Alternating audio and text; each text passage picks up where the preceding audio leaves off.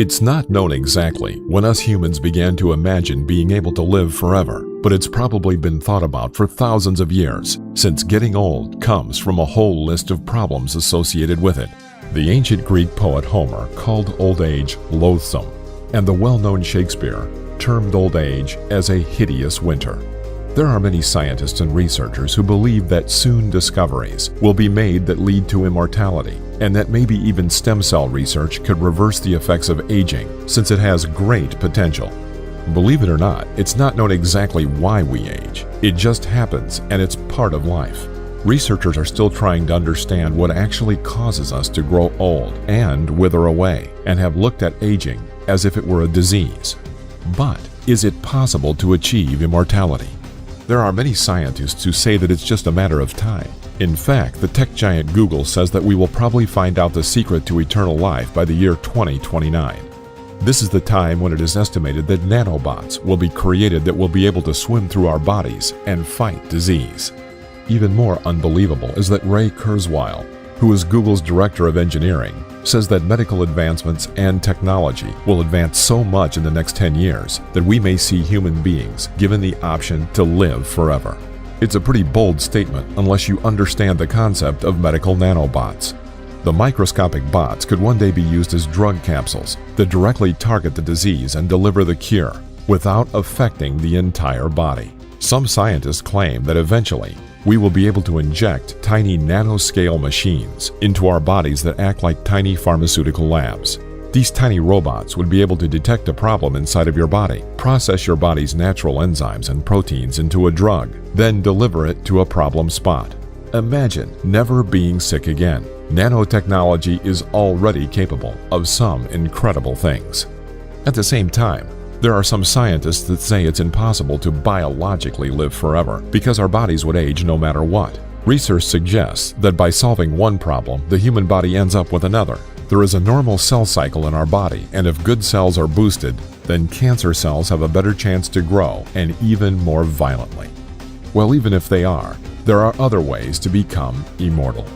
Cryonics is something that has been around for decades, and is the science of freezing the body of a person using ultra-cold temperatures, stopping decay and putting everything on hold.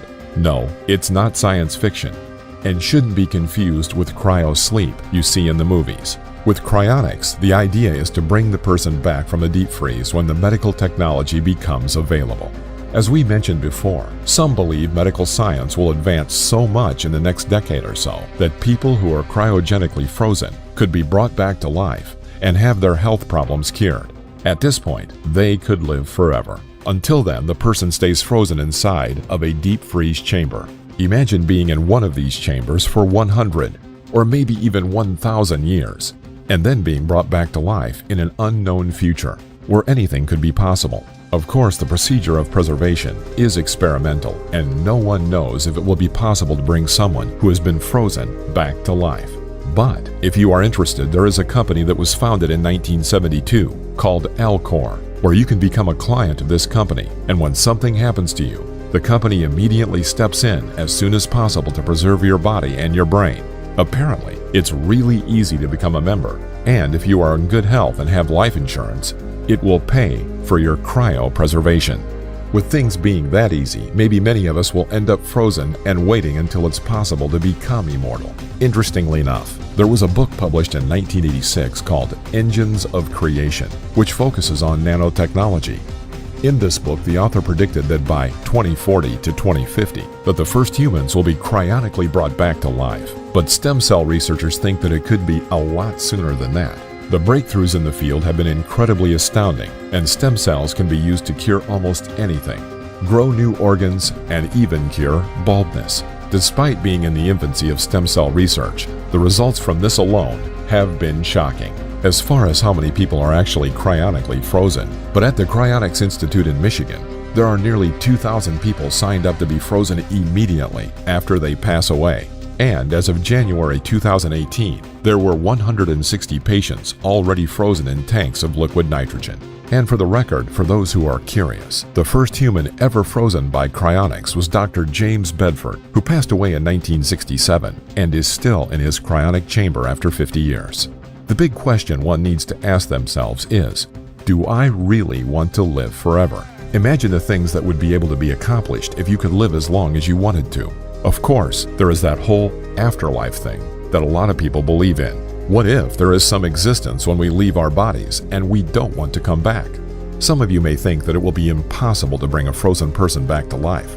However, some cool technology has come from the science of cryogenics. Some doctors have come up with a procedure which removes all the blood from a wounded person's body and replaces it with a really cold saline solution, which drops the body's temperature to around 50 degrees Fahrenheit. Right now, you're probably saying that's impossible to remove all the blood from a human body and survive. However, this procedure called emergency preservation and resuscitation, or EPR, cools the body down to the point our cellular activity stops and cells can survive without oxygen. In a state of hypothermia, the human body's need for oxygen dramatically decreases. First, the solution is quickly pumped through the large aorta, through the heart and towards the brain first. Then the solution is pumped into the rest of the body. This puts the body in a state of suspended animation and can give doctors a couple of hours to save a person who has fatal wounds. Once the damage is repaired, the saline solution is replaced with the patient's blood, where the heart should start on its own. And if it does not, then the doctors will resuscitate the patient with a heart-lung bypass machine. Sounds scary, and apparently no humans have undergone the procedure, even though some testing was recently cleared. We will surely hear more of this in the future. But what about our consciousness? First of all, no one has suitable definition for what consciousness is, even though there have been many things written about it. But there are some who believe that we will soon be able to transport our consciousness to a computer, and even a prediction that we will create a perfect robot body that would be a beautiful and elegant super powerful body without a brain. The idea is to then extract our brain tissue, neuron for neuron, and duplicate it with transistors, and there would be one of these transistors for every neuron we take out of our brain. Basically, it would be uploading our brain, our memories, and our consciousness to a machine. Imagine going through this procedure and being fully conscious as this was happening, with part of our brain working in our body and another part working in a robot.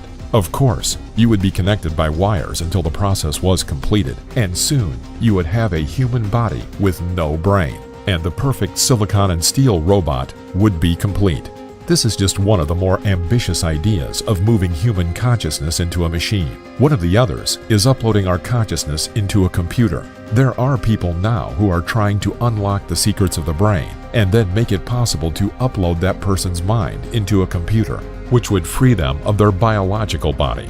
All of the evidence, in theory, says that this is possible, although it's extremely difficult at the present time. That's because we simply don't have the technology to map the whole human brain. Of course, there are others who say that the human brain cannot be replicated because you cannot code all of the emotional things that makes us human. The interesting thing about this whole process is that if it were possible to digitize human consciousness, you would be able to move between bodies, both real and synthetic. Imagine being able to be transferred to any machine or body that you want. That is assuming no one else is there or has already left. Millions of dollars have been spent on the technological ideas that promise that one day our brains will be turned digital. It is an absolutely fascinating thing that all of us will eventually experience what happens after we leave this earth. Maybe there is some kind of glorious afterlife where only our spirit can live, or even perhaps scarier, maybe when we pass away, it's as if we simply flipped off the light switch. There are a lot of questions when it comes down to being immortal. If you could suddenly live forever, have your brain moved into a robot, or upload your consciousness into a computer, would you do this? What about your family and your friends? What if they weren't coming along? We hope you enjoyed this video. Let us know in the comments if you would want to be immortal, why, and what you would do. If you liked the video, make sure to subscribe and turn on notifications, and you'll be the first to know when a new video comes out. We appreciate you, and thank you for watching.